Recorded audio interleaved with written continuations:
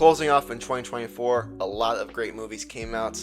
I made a lot of great movies and videos, but there is one person who beat us to the rest of them. One person who made more movies than anyone else in the entire planet, and that is Joel Haver. If you don't know who Joel Haver is, he's basically this YouTuber who used to do like kind of shorts and feature films on YouTube. And in 2024, he dedicated himself to making 12 feature films in 12 months. And it was kind of a crazy project to watch, just seeing a new film almost every single month.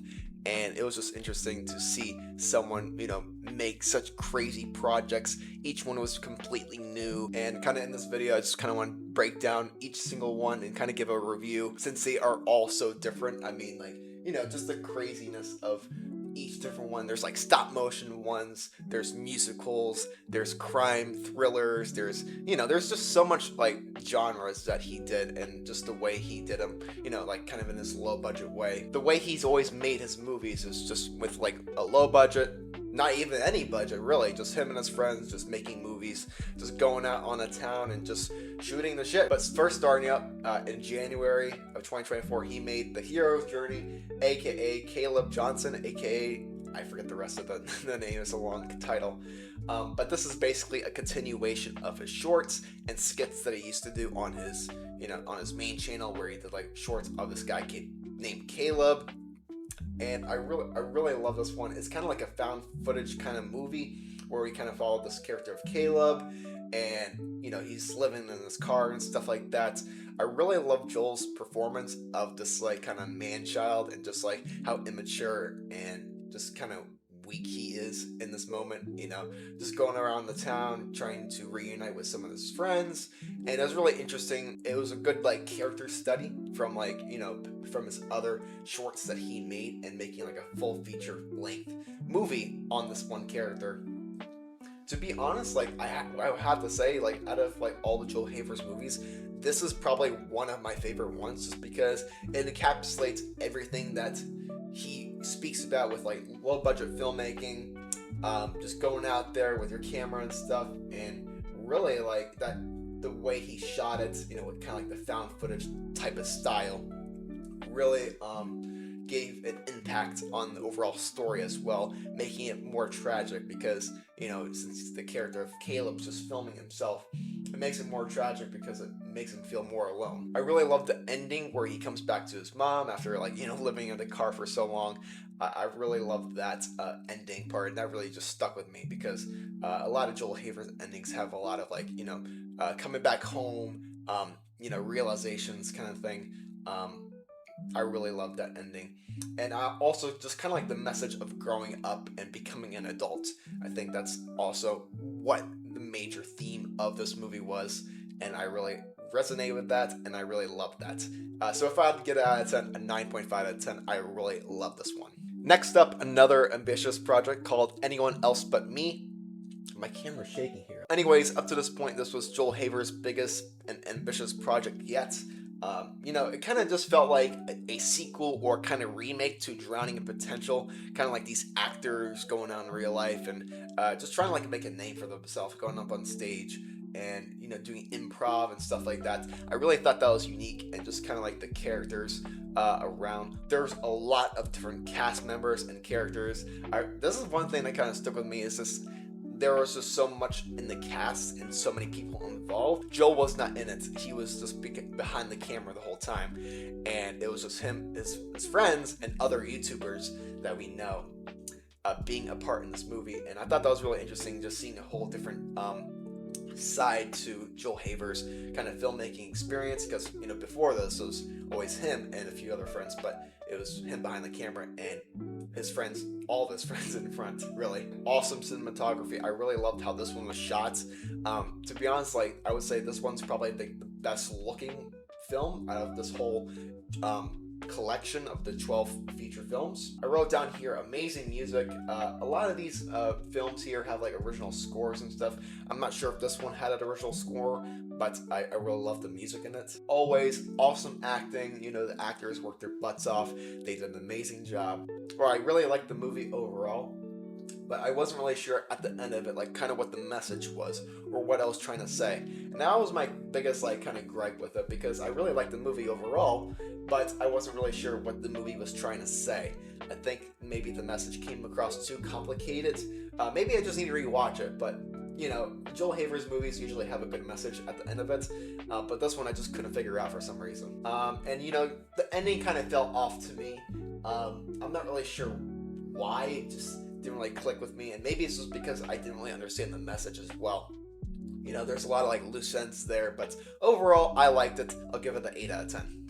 Alright, next up is The Text, and this one was a movie shot during the Oscars, and basically he has this ritual of always making a movie during the Oscars ceremony. He usually makes a movie within the 3 hours of the Oscars happening. I really liked the quality and aspect ratio of this one.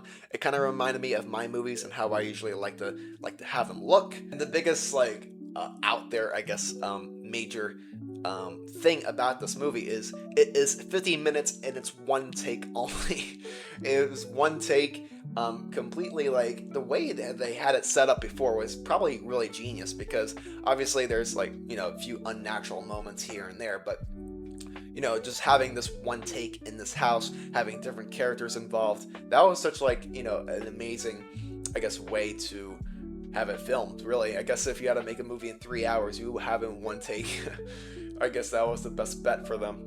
But, you know, this one was interesting because Dax Flame is one of my other favorite YouTubers. He's the main character in this one. He has a very good role in this one. It's a simple story. It was very intriguing me of like what happened toward the end. And I think in the story, it was basically about this text that he sent when he was drunk. And it just kind of goes from there, and him trying to figure out why did I send this text, or what happened and stuff like that, if I remember correctly.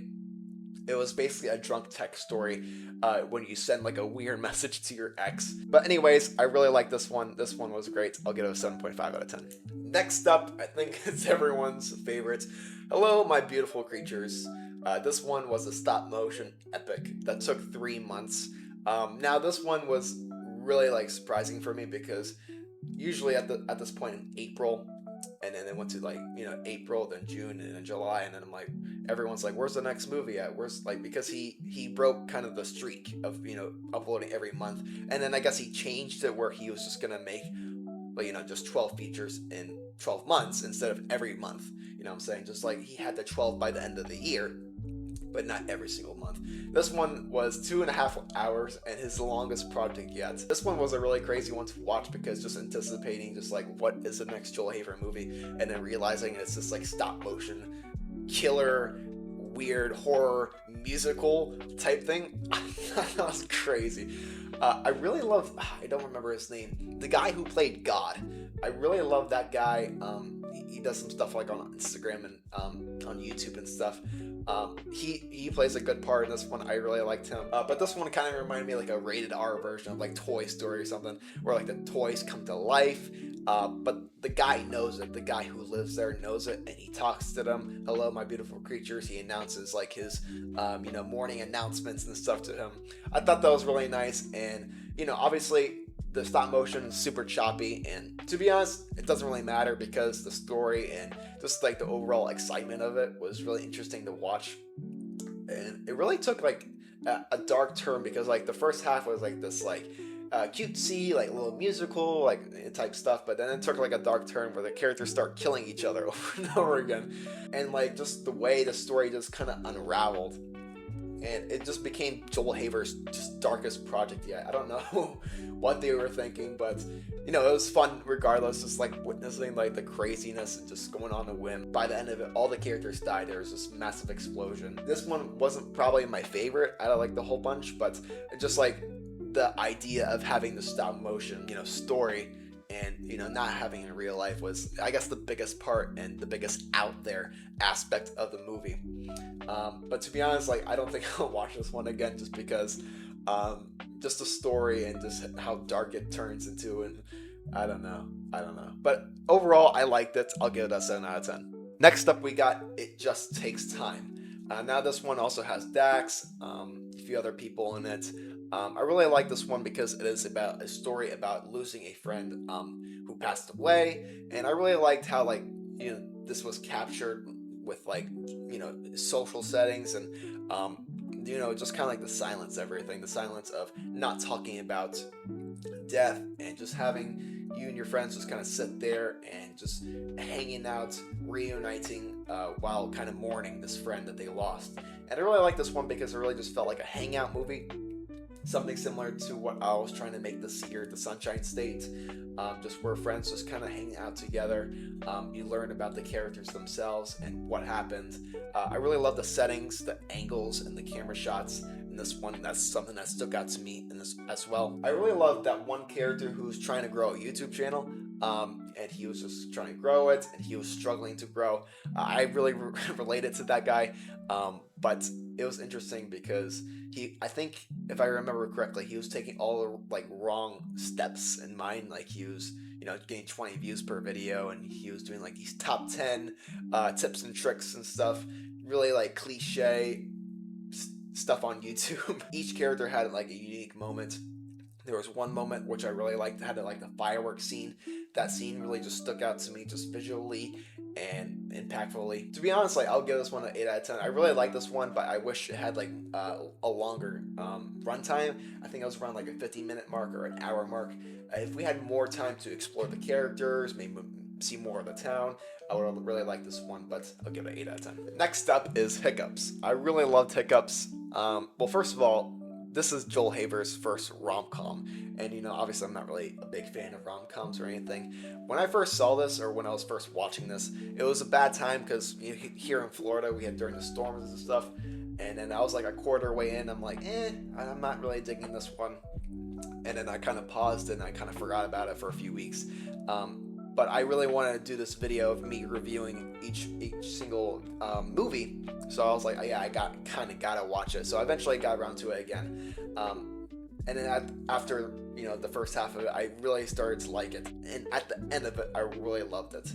And I think the main part of it is the chemistry between Patrick and Hannah, two amazing actors who acted their butts off in this movie. And it's kind of crazy because I was looking at their like profiles and stuff on IMDb. They don't do anything with like acting anymore, or they do little things here and there, but they're not big time actors or anything. I'm like, these guys did really good for this project, and it was more than just like a YouTube kind of acting thing. Like, I don't know how Joel Haver does it, but he finds incredible friends and they act their butts off. He has like the magic spark when that comes to mind, and just like so many other YouTubers that he brings along, like like I said before, Dax Flame, a few other people who I've been watching, and they just all have great chemistry together. They work together very well.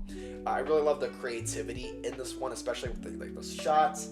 The characters like kind of narrating themselves and having like them talking to the camera here while the characters are also talking in the background. I thought that was really creative. I really like the part where Hannah's talking to her boyfriend, and she's kind of imagining him as kind of like this little kid, and then the kid was like Uno reverse or some shit. I guess you're not mature enough to, huh? I guess you're too childish. What are you? Huh? Uno reverse. Uno reverse? That was some part that really just stuck out to me. I thought that part was really great. A lot of funny moments in this one. I loved it. Amazing quality. Like, to be honest, like the quality in this one, it should be like in film festivals and stuff. I don't know how Joel Haver does it, but some of his movies, like, they look pretty good, but some of them look even better. I don't know if he uses different cameras or what he does, but it looked really good. I really loved how the story was told about, these two lovers, and then they're trying to like discover their past and stuff, and just how it was overall revealed. And these like one long takes were a great part of it as well, where they had like 5-minute takes, no cuts or anything. I think that also made it feel really grounded as well, and really just in the moment. And I really loved it. Hiccups, I'll probably give it a 9 out of 10. Next up we got is the Diarrhea Brothers Save the Day.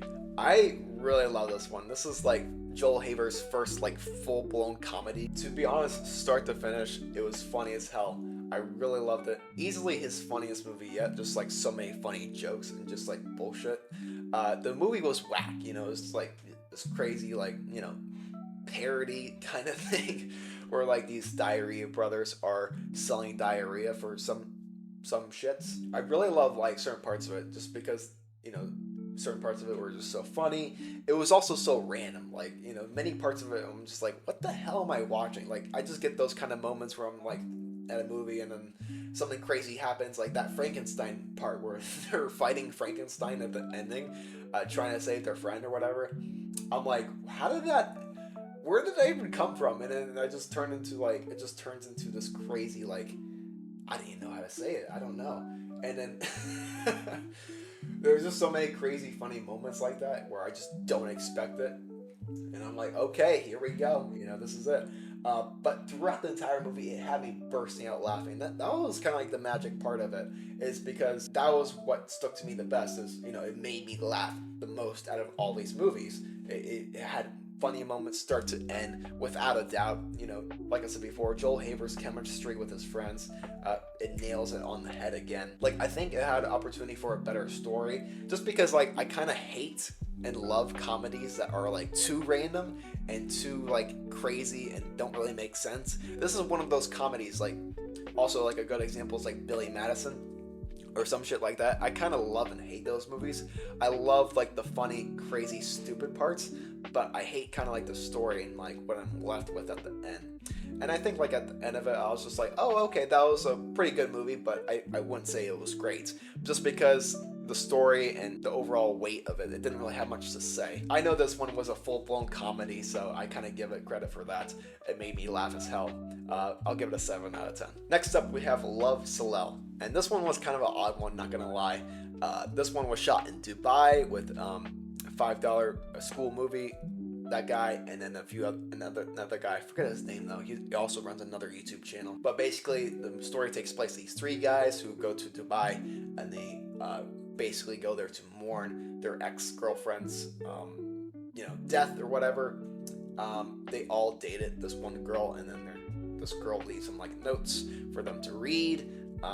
Them meeting in Dubai was also very nice. I really love the setting in this one, but I also was kind of disappointed just because I really back in 2023, I really wanted to go to Dubai. I think that's when everyone was like talking about it. All these like influencers like Andrew Tate and stuff. I'm like, yeah, man, Dubai's really cool and stuff. I would love to make a movie there. And surprisingly, Joel Haver made a movie there. I didn't expect that. I was like, oh wow, he made a movie in Dubai. But I was really disappointed that he didn't show more of the city. He just showed 60% of the movie is just him in his hotel room. And that was really disappointing. I was a little bit disappointed that he didn't show more of the city. He had opportunity to make some really good stuff there. But I understand that wasn't really what the story was going for.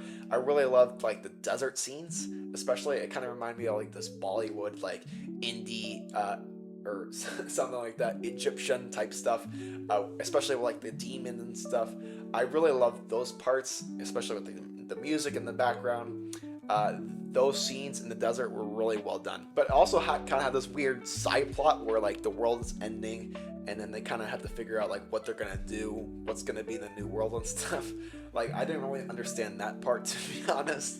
But I really loved the other half of the movie when they're talking about themselves. Like I said before, this is kind of like another hangout movie where the characters are hanging out, trying to figure out, what their ex left for them. They're reading the notes and just kind of them getting together. Especially the part where they go to the island and they just, they just talk there, and then they have a massive meltdown about, life in general. Love and stuff like that. I thoroughly enjoyed it, start to finish, but I was disappointed it didn't go bigger in where the setting was. I feel like there was some opportunity there that wasn't really done, and it felt like wasted potential a little bit to me, just because I've always dreamed of making movies in Dubai, and just seeing that and just seeing missed opportunities was a little bit disappointing. But I understand why he did certain things, and to be honest, this one also reminded me of another Joel Haver movie called Taking a Little Time to Feel Sorry for Myself. And really, it just takes time to grieve and to get over things. I really like this one. I feel like I could have gone bigger in certain things, so I'll give it like a 6.5 to 7 out of 10. The next one we got is the 9th movie. Now, this one was super meta. I really like this one. This one was it started off in real life. Basically, Joel Haver has this new movie premiere. He invites like 10 friends over to this cabin where they go ahead and watch this movie. And then at the end of it, the friends are like, oh, okay, it was a good movie. It was an okay movie. And then Joel Haver's like, oh shit, you didn't like it? You didn't like the movie? And then they were like, oh, well, you could do a little bit better here and there. They thought it was okay. They thought it was like, a generic, whatever. They didn't think it was anything special like Joel Haver did. So Joel Haver, the next day, he wakes up and he steals everyone's phone. And he's like, okay, you guys have to make a movie yourself. You have 2 days. You have to make a movie by yourself, basically. And this is so funny because this is basically what this whole challenge is, of making a movie within a limited time frame. And I guess these guys were so limited-minded in thinking like, oh, you gotta have a budget, you gotta have, writer, director, you gotta have all this stuff. But Joel Haver's niche has always been, hey, just make a movie yourself, by yourself, with you as the actor. You don't need like Hollywood, you don't need a budget, you don't need money. You really just need time and, maybe a good friends along the way, and you can really just make something special. That's always been Joel Haver's niche and what his message is for his channel. And just kind of seeing this play out in this movie was really unique. And also, I thought this one was really funny as well. This is also kind of a comedy because it is meta for one. It does share that message, but it also has a lot of funny moments, especially with like I said before, his friends. They all have such great chemistry. They're also good on camera. They're all also YouTubers and stuff, so maybe that has something to do with it. But I really like the message again with making a movie without a budget. You can make a movie with just your friends and stuff. I thought that was really unique. The second half of it really just turns into like a crazy, stupid comedy, just like kind of like the Diarrhea brothers, where Joel Haver's killing people. He's doing like magic and stuff. To be honest, like this is one of Joel Haver's funniest movies. Also, I was bursting out laughing as well, along with Diarrhea brothers. What was I gonna say? I was gonna say, fuck it, Trent Cube. Oh! Trent Cube? Fuck it, Trent Cube. I really love that. I'll give it a 9 out of 10. Number 10, we have a little film about friendship. This one was another Joel Haver and Trent classic. I really like them two together. They seem to be best buds. They're always good. There was another film that they did a few years ago. I think it was called We Have to Leave Here Together. No, that was a different one. I forget the name of it, but I'll pop up the thing here on screen. It kind of reminded me of that, where it's just Joel and Trent, and they're going around the town. Just basically two best friends having some funny conversations. Really, it is a little film about friendship. To be honest, nothing really special about this one, but I really like how, it seems to be like in the second half, things start to turn for Joel Haver's movies. In the second half, Joel starts to talk about more serious things, like, they had some fun earlier, they were going around the town, they were shooting the shit, but he feels a little bit depressed about something. And basically, in this movie, Joel wants to find home. Even though he has like a lot of friends in LA, he wants to get out of there. He wants to find his place. And to be honest, like, this scene was really impactful because I'm not really sure if this was Joel in the movie talking or Joel in real life.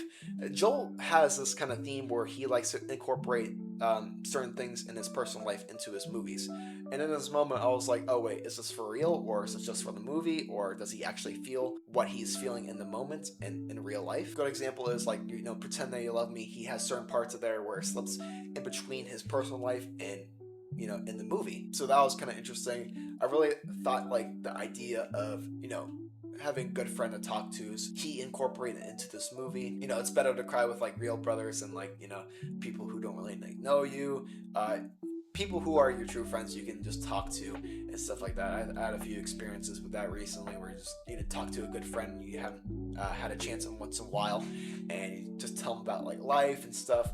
And really, like, it is a very simple film about, they talked about their childhood, their past, and their future, and friendship. And this is what friendship truly looks like, is, it's having funny conversations 90% of the time, but 10% of the time is just, sitting with them and having deep conversations. And I really love that. I'll give this one an 8 out of 10. I really liked it. Next up is Your Point Girl. This one is the vertical, like, it was shot vertical on YouTube. This was basically like the first YouTube long. It was about this TikTok girl who moves into this mansion. I really loved this film about like, TikTok fame and what it had to say about, blowing up on TikTok, getting famous, getting a lot of money, and then wanting to do something else. I think, like, especially this character in this movie, she was known for pointing at things. She was known for doing this special thing on TikTok, but she got really tired of it. She was doing like brand deals and stuff, and I really liked how this kind of related into obviously real life influencers, because I think all of our creators, like even like so many creators, even me, we get tired of the same things over and over again. We want to try other stuff, and she wanted to try like music and stuff. She had a lot of like resistance towards that because she got canceled. A lot of her friends didn't want her to, but in the end she decided to try out music, and it worked out in the end. But I really wish this film had more time, because at the end of the day, I think this one was just a little bit rushed. To be honest, like the vertical way of filmmaking for this movie was really well done. I thought it was very creative and stuff, but I think just for like the story and what it had to say, I wish it had more time, because the story in this and the character, I think there was some opportunity again there to really make something cool. Like if they had like 2 weeks at least, or like even more time to make this one, I feel like they could have gotten bigger. They could have did like certain other things. But again, I really like this one. At the end of the day, like I really like all of them. But I'm just saying, in my personal opinion, I'm seeing certain things that the films do, and I think they can do better in. So Your Point Girl, I'll probably give it a 6.5 out of 10. It was pretty good, but I think certain elements of certain things, especially with the story and the opportunity they had, I wish it could have gone bigger. And last but not least is Coming Home, Joel Haver's final movie of this year. This one was a complete personal movie. This is 100% real documentary of him and his mom going back to their hometown and just hanging out. They got like a new house. This is basically a full documentary on Joel Haver's and his mom's life. It was 100% real, and compared to his past films where like some of it's real and most of it is fake, this one is completely real. And I really like this one because Joel became really vulnerable in this one. He really just let himself express to the world without any limitations of hiding behind certain characters or storylines. This was just him and his mom in real life hanging out. At least that's what it seems like. Maybe he faked it, who knows. But no, I think this one was real. And him making music with his mom, the last 20 minutes were really, really special. Just seeing that happen in real time, just him letting the camera roll, allowing him to cry and allowing his mom to cry in front of thousands of people. Really, and I really applaud him for that, because him expressing himself to the world like that. And I really liked how this one kind of ended where the last one started. Or I'm sorry, I really liked how this one ended where the first one started. Kind of like coming back home to your mom, and it really just wrapped up the whole 12 film saga very nicely. I really like that. I liked how he wrapped up everything in a unique and personal way. So that is Joel Haver's 12 feature films in 12 months. Maybe he'll do it again this year, who knows, but I was thoroughly enjoying every single one. I really liked watching them and looking forward to each one. And I really wanted to make this review because Joel Haver has been such an inspiration in my filmmaking life and my YouTube stuff, inspiring me to just go out there, just shoot with friends and family, and just kind of like shoot the shit, have some fun. You don't need to make it a big budget thing. You could just have a little bit of money, a little bit of friends, and boom, you can make a really good movie. And, especially this culmination of all Joel Haver's friends, Dax Flame, so many great creators in this one, so many great YouTubers, and seeing them all kind of intertwine and having their unique spotlight in every single one of these movies was really cool to see. A lot of great familiar faces, and it was a great culmination, and just how he works together so well with every single one, the chemistry. And the thing is, I think that because they're all YouTubers, they all work similarly. It's cool because they're all on the same board. They're all on the same page with, making a Joel Haver movie. Okay, this is what we're doing. I think he improv'd all of these again. Just like how it's improv. I'm like, how does he improv it? How does he make this stuff up? I don't know, but Joel Haver does it again. If you're watching this, Joel Haver, applaud to you. Thank you again for all your hard work and just giving us great movies and great stuff to watch. I'm excited to see what he does again now. In the meantime, I'm going to make my movies. Every time I see a Joel Haver movie, it gets me more pumped to and inspired to make my own. So that's what I'm headed towards now. Maybe this year I'll make 12 feature films in 12 months. Maybe 12 shorts. Who knows?